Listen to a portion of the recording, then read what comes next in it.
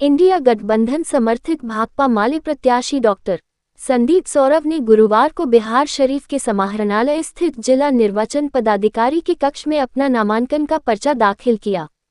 नामांकन पर्चा दाखिल करने के उपरांत जैसे ही वह समाहरणालय से बाहर निकले तो मीडिया को संबोधित करते हुए उन्होंने कहा कि नालंदा की जनता ने तय कर लिया है कि बदलाव होगा। नालंदा में बदलाव होना है, देश में बदलाव होना है, क्योंकि जनता को मुद्दा चाहिए। जनता को महंगाई से मुक्ति चाहिए, युवाओं को रोजगार और किसानों को चाहिए फसल की उचित दाम। लेकिन मोदी सरकार ने सबके साथ छलावा करते रही है, महिलाओं का अपमान करते रही है। सबका हिसाब जनता करेगी और इस बार बदलाव होगा। वहीं इंडिया गठबंधन के कार्यकर्ताओं द्वारा लोकसभा प्रत्याशी डॉक्टर संदीप सौरभ को फूल माला पहनकर नामांकन के उपरांत स्वागत किया।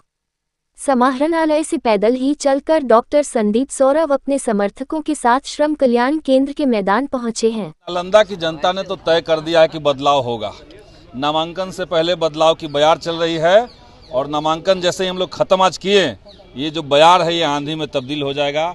नालंदा में बदलाव होना है, देश में बदलाव होना है, क्योंकि जनता को मुद्दा चाहिए।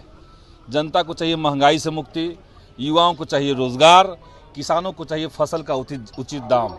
लेकिन मोदी सरकार जो है सबके साथ छलावा करती रही है, महिलाओं का अपमान करती रही है, तो सबका हिसाब जनता करेगी और इस बार बदलाव होगा। पटना नालंदा कोई बाहर है? जॉर्ज फर्नांडिस कहाँ से है? कहाँ से थे जॉर्ज फर्नांडिस? नरेंद्र मोदी गुजरात में गुजरात के हैं, बनारस से चुनाव लड़ रहे हैं, तो कहाँ के हैं?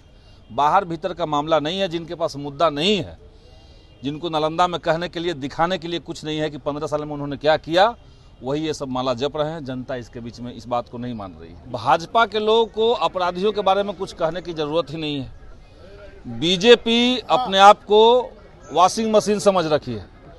जितने भ्रष्टाचारी हैं, जितने अपराधी किस्म के लोग हैं, वो अगर भाजपा में आ जाएं तो तुरंत पाक साफ हो जाते हैं। आप सब जानते हैं। पहले जो पार्टी है वो गरीबों के साथ लड़ने वाली, गरीबों के हक अधिकार को उठाने वाली, देश के संविधान के पक्ष में, देश के लोकतंत्र के पक्ष में आवाज़ उठाने वाली और रोजगार के सवालों पर संघर्ष करने वाली पार्टी है। अब किसी को रोजगार से ही संकट है, किसी को गरीबों से दिक्कत है, तो वो पार्टी के बारे में उलझुल बात कह सकते हैं।